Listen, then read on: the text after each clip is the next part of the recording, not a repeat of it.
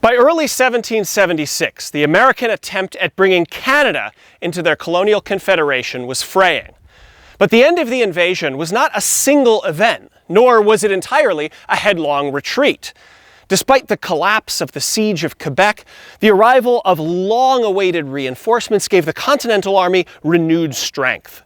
But would numbers alone tip the balance? Could the invasion of Canada be salvaged in 1776? The Continental Army had achieved substantial success in Canada in 1775, but since their failed assault on Quebec City on New Year's Eve, that advance had ground into a siege. Arriving in the American siege lines, the new American commander of the Canadian Department, Major General John Thomas, found a situation that was more hopeful than pragmatic. On May 5th, a council of war determined to begin to fall back.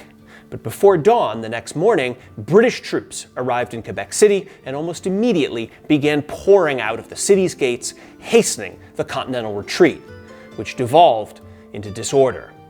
But American reinforcements were on their way. Both before and after Thomas's arrival, Continental troops flowed northward into Canada, concentrating at Sorel, where the Richelieu River meets the St. Lawrence, and where they hoped to stem the retreat. Meanwhile, pressure began building to the west of Montreal, where the Continentals had fortified a post at the Cedars, guarding the route to the Great Lakes, and garrisoned by New Hampshire Rangers. A British captain, with roughly 50 regulars and loyal Canadians, and over 4 times as many native warriors, surrounded the American position on May 19th, and opened a harassing fire that was returned by the fort's garrison. Ill, and fearing being taken by the native warriors, the post's commander, Major Isaac Butterfield, agreed to surrender the following day. As this was happening, a Continental relief column from Montreal was ambushed by British allied, native, and Canadian forces, and compelled to surrender after a fierce running firefight. The British had succeeded in capturing over twice their strength and annihilated the western defenses to Montreal. Around this time, General Thomas contracted smallpox, threatening the Army's command structure. He was too ill to participate in a council of war held at Chambly on May 30th, which determined to try and hold the line, but acknowledged the possibility of further retreat. The Continental Commissioners Samuel Chase and Charles Carroll also attended the council, but afterwards prepared to leave Canada entirely. On June 2nd, General Thomas died, and the Continental Commissioners left Saint-Jean just as nearly 1,500 fresh Continentals arrived under the command of Brigadier General John Sullivan. Thomas's death meant that Sullivan unexpectedly assumed command of the entire Canadian department. With reinforcements arriving, though, and receiving a warm welcome from local Canadian inhabitants, as well as a needed influx of cash, Sullivan prepared to turn around the headlong retreat. Riding to Sorel, he received intelligence that although British ships were on the move, only a few hundred of the enemy had advanced as far as Trois-Rivières. Eager to seize an opportunity to strike a blow against the British, to prove the Americans still had some fight left in them and gain valuable time and initiative, Sullivan dispatched Brigadier General William Thompson with nearly 2,000 new Pennsylvania and New Jersey Continentals to strike across the St. Lawrence River and attack the enemy's advance guard. Thompson's men landed on the eastern end of Lac Saint-Pierre, miles above the town of Trois-Rivières, to avoid detection and secure their retreat.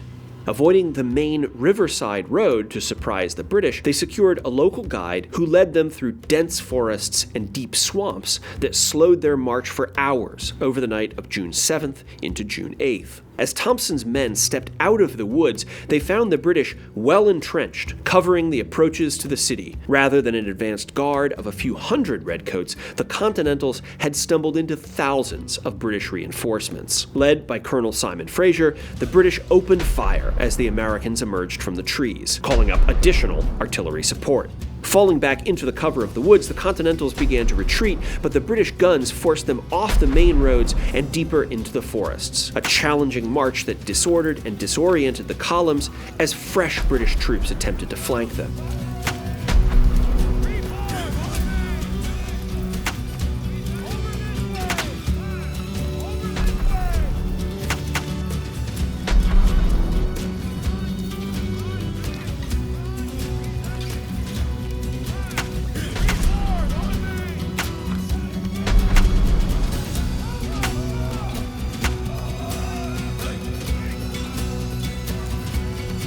demoralized and lost, many of the men were captured by the British, including General Thompson, as the survivors fled to the boats or further overland to rejoin Sullivan's forces. Despite its failure, the British admired the Continental's spirit and admitted that had Thompson's men arrived just a little earlier, they may have succeeded.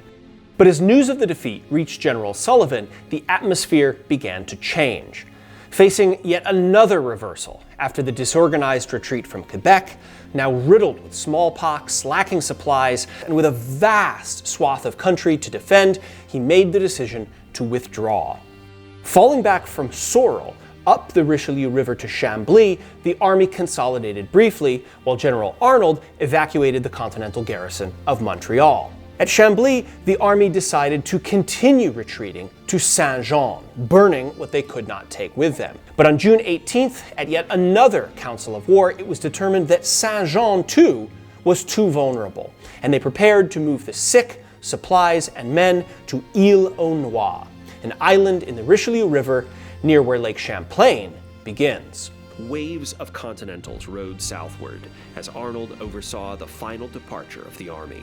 It was timely, as just 2 miles north of Saint-Jean, he saw the head of the British army approaching. Returning, Arnold stripped his saddle, and the last American gunshot fired in Canada was to dispatch his horse, before turning to the river and personally pushing off the last American bateau. In many ways, the Canadian campaign ended where it had begun, on the shores of the Richelieu River at Saint-Jean, where Benedict Arnold had surprised the garrison on May 18th of 1775. A little over a year later, the incursion was over, and the Continental Army prepared to consolidate further up Lake Champlain. But as they left the province of Quebec, taking every possible vessel with them, they set the stage for the most critical part of the campaign to come. Not an invasion of a neighboring province, but a defense of the 13 united colonies themselves. Here, at the narrows of Lake Champlain at Ticonderoga.